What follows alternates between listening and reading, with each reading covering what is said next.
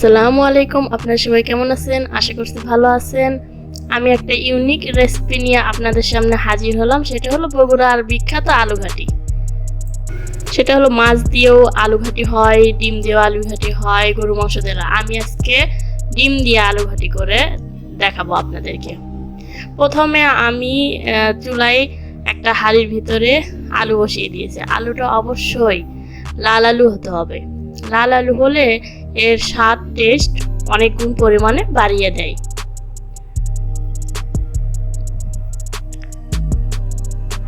ডিম আর আমি এইরকম ছোট লাল আলু বসিয়ে দিয়েছি সিদ্ধর জন্য। জাস্ট পানি দিয়ে সিদ্ধ করে নিচ্ছি। আলুটা পুরোপুরি সিদ্ধ হয়ে গেলে আমি চুলা থেকে নামিয়ে নিব।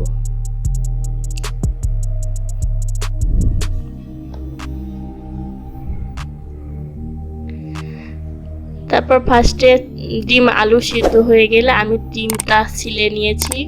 এখন আমি ডিমগুলো একটা কাঁটা চামচ দিয়ে এভাবে একটু ছিদ্র ছিদ্র করে নেব।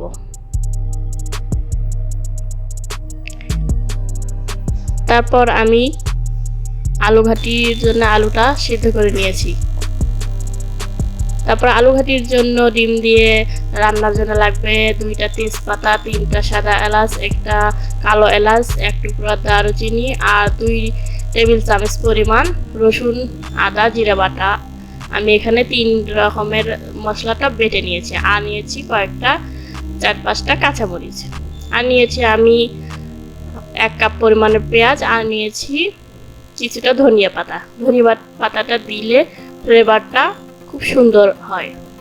তারপর ফার্স্টে আজকে আমি হাঁড়িতে বসে রান্না করব। এই জন্য আমি সয়াবিন তেল দিয়ে নিলাম কিছুটা।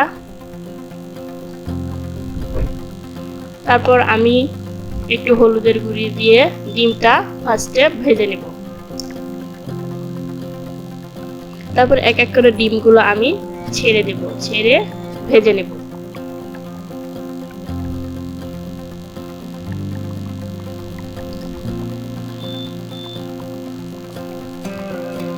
ডিমগুলো একটু হালকা ব্রাউনিশ কালার করে ভেজে নিব। এর মধ্যে ডিমগুলো আমার ভাজা হয়ে গিয়েছে। আমি একটা চামচ দিয়ে ডিমগুলো তুলে নেব। তারপর ওই তেলের ভিতরে আমি 1 কাপ পরিমাণে পেঁয়াজ দিয়ে দেব।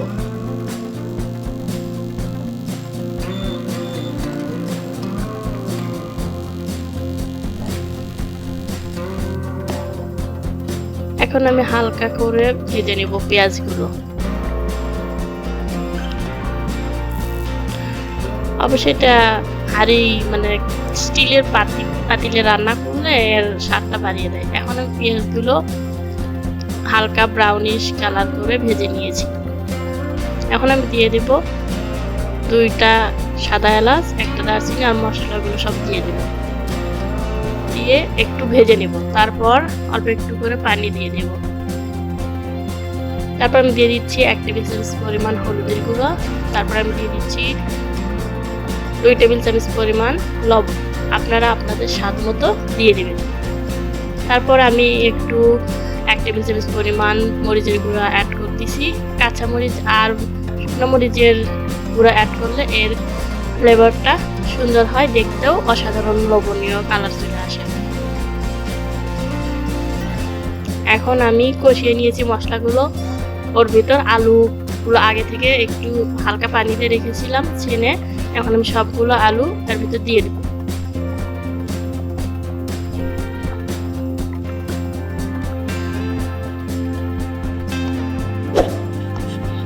দিয়ে আলতো একটু নেড়ে দেব। নেড়ে মশলাগুলো সব মিশিয়ে নেব আলুর সাথে। দিয়ে দিচ্ছি কয়েকটা কাঁচামরিচ। কাঁচামরিচটা আমি হালকা ফালি করে দিয়েছি।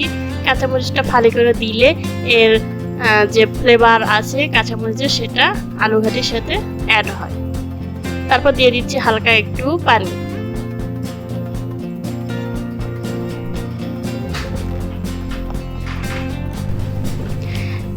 এখন আমি হালকা পানি দিয়ে আবারও আলুগুলো কষিয়ে নেব।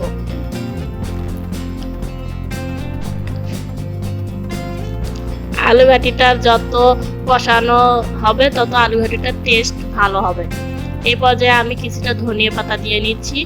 আপনারা চাইলে ধনিয়া পাতাটা নামানোর আগেও দিতে পারেন, এভাবে আমার মতো দিতে পারেন। তারপর ধনিয়া পাতাটা দিয়ে আমি একসাথে আলু ঘাটিগুলো মিক্সড করে নেব আবারও।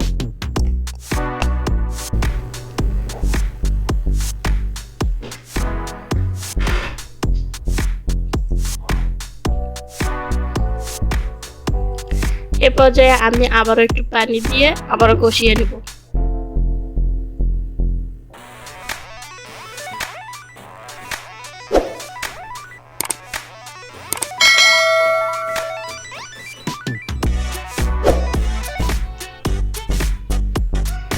এখন একটা বলক চলে এসেছে। এর মধ্যে আমি আগে থেকে ডিমটা যে ভেজে নিয়েছিলাম সেটা এখন এর ভিতর ছেড়ে দেব। দিয়ে এখন আমি একটু নেড়ে দেব।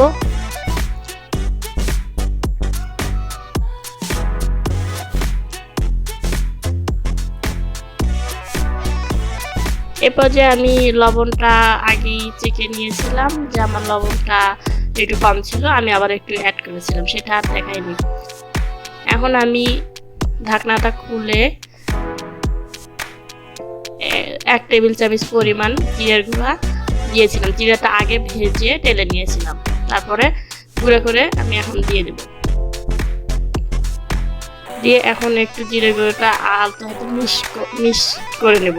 যেহেতু আমি ডিম দিয়েছি, ডিমটা যাতে ভেঙে না যায়, এজন্য হালকা হাতে এই কাজটা করতে হবে।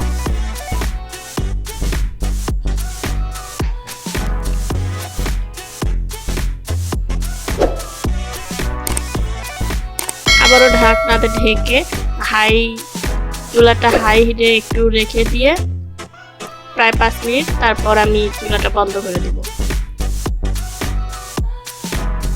এ পর্যায়ে আমি চুলাটা বন্ধ করে দিয়েছি। আপনারা দেখতে পাচ্ছেন আলু ঘাটিটা অনেক সুন্দর হয়েছে।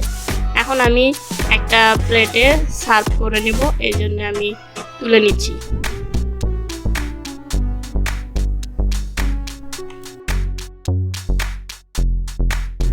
অবশ্যই আমার রেসিপিটা ফলো করে বাসায় ট্রাই করবেন।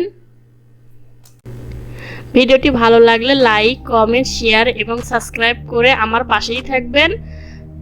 সবাই ভালো থাকবেন, সুস্থ থাকবেন, আর আমার ভিডিওটি অবশ্যই দেখবেন। আল্লাহ হাফেজ।